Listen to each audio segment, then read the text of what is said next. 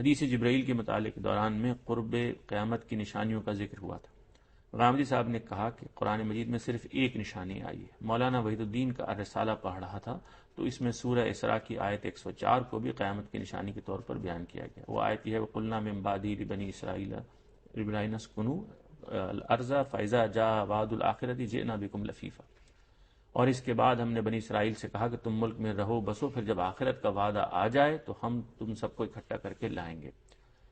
ان کے مطابق اس کا مصداق اسرائیل کی ریاست کا قیام ہے۔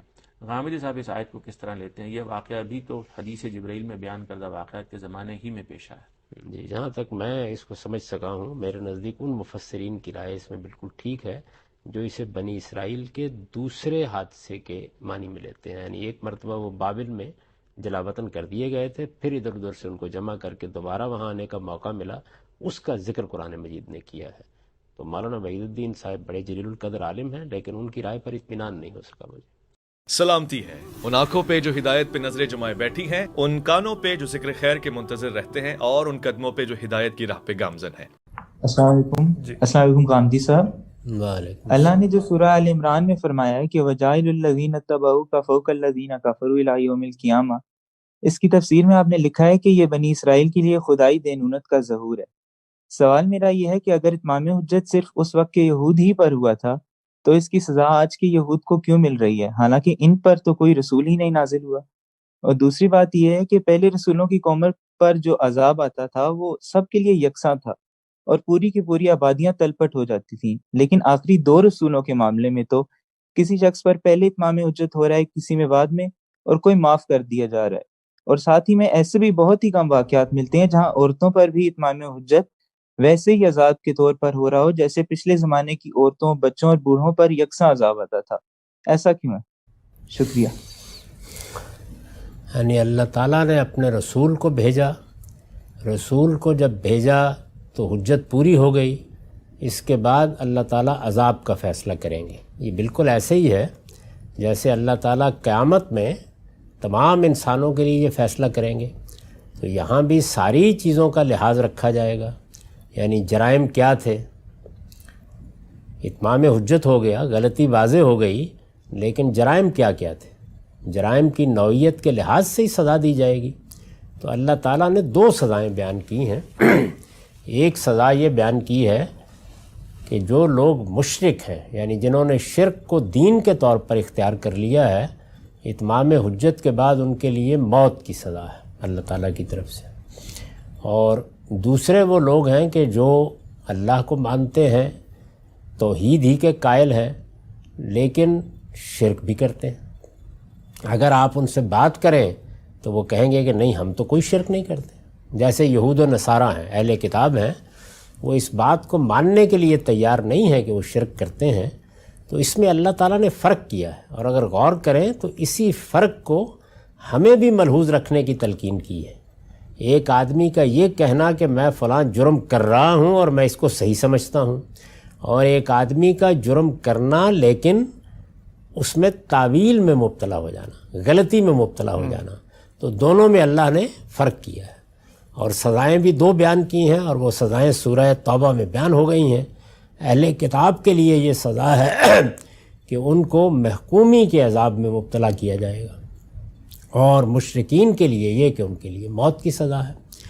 تو اس میں اللہ تعالیٰ پہلے بھی مہلت دیتے تھے، بعد میں بھی مہلت دیتے رہے، یعنی سب پیغمبروں کی امتوں کو مہلت دی گئی۔ چنانچہ حضرت یونس کی قوم کے بارے میں معلوم ہے، فرعون کے بارے میں معلوم ہے کہ ایک لمبی مہلت، بہت سی تنبیہات، ان میں بار بار مواقع دیے گئے۔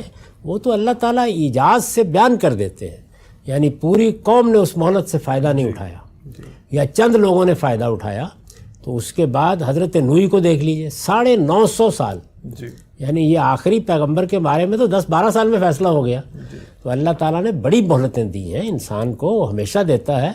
اس کے بعد جب سزا کا موقع آ جاتا ہے تو پھر سزا میں یہ فرق کیا ہے کہ اگر تو مشرک ہیں، یعنی دین شرک کو اختیار کیے، مشرک کا مطلب یہ ہے شرک کو جانتے بوجھتے بطور دین اختیار کر لینا، تو پھر ان کے لیے موت کی سزا ہے۔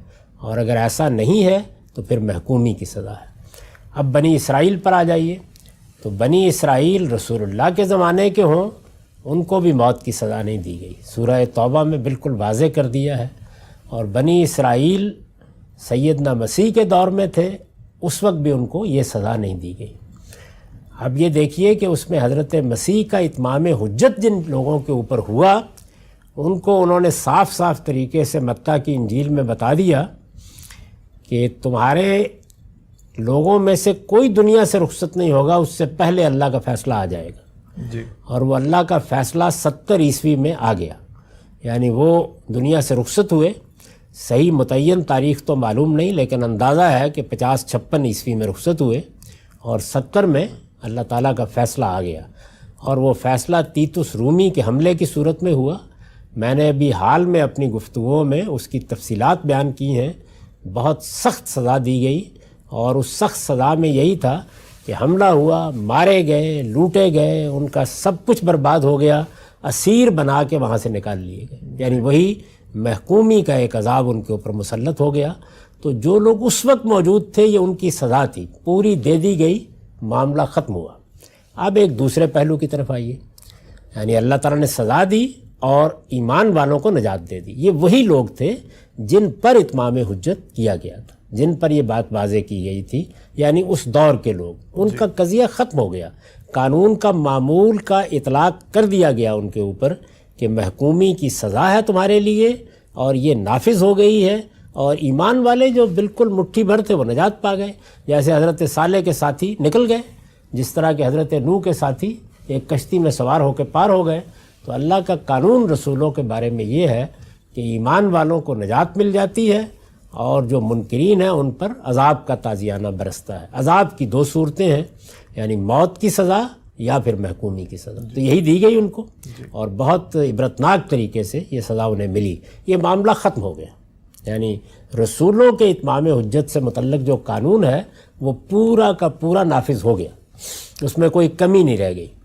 اب بنی اسرائیل کی ایک خصوصی حیثیت، یعنی بنی اسرائیل دنیا کی عام قوموں میں سے ایک قوم نہیں ہے، ان کو اللہ تعالیٰ نے انتخاب کیا دنیا کی تمام قوموں میں سے اپنے دین کی دعوت کے لیے۔ وہ ایسا ہی انتخاب تھا جس طرح کا انتخاب اللہ اپنے نبیوں کا کرتا ہے۔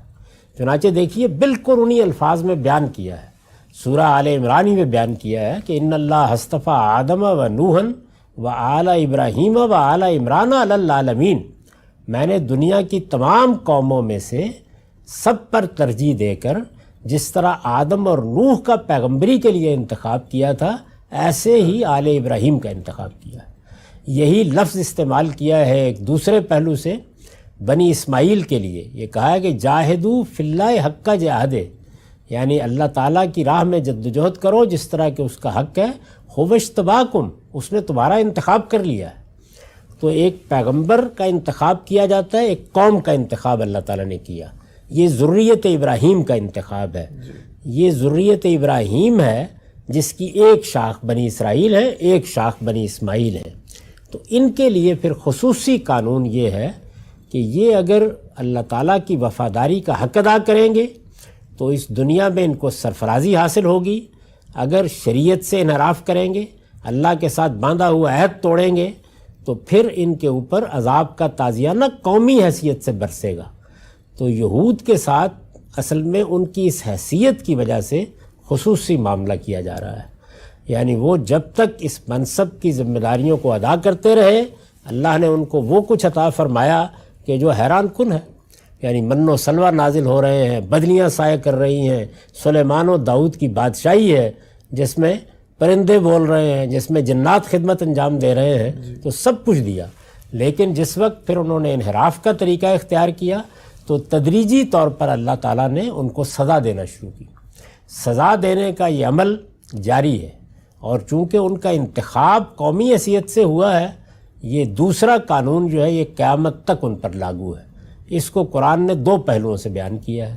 ایک اس پہلو سے بیان کیا ہے کہ سیدنا مسیح کے اتمام حجت کے بعد ہم نے یہ فیصلہ کیا ہے کہ قومی حیثیت سے قیامت تک تم ان کے ماننے والوں سے مغلوب رہو گے، یعنی اس جرم کی وجہ سے جو تم نے میرے انتخاب کے باوجود کیا، انحراف کیا۔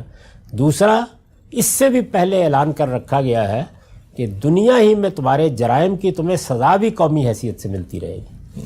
یہ جو دوسری بات ہے یہ سورہ اعراف میں بیان کیا، اور اس میں بھی بالکل قیامت تک کے الفاظ ہیں، یعنی میں قیامت تک تمہارے اوپر ایسے لوگوں کو مسلط کرتا رہوں گا الی یوم القیامہ کہ جو تمہیں بدترین عذاب دیں گے۔ تو یہ بنی اسرائیل کی خصوصی حیثیت ہے، میں نے اس پر بہت لکھا ہے، ان کا معاملہ عام قوموں کا نہیں۔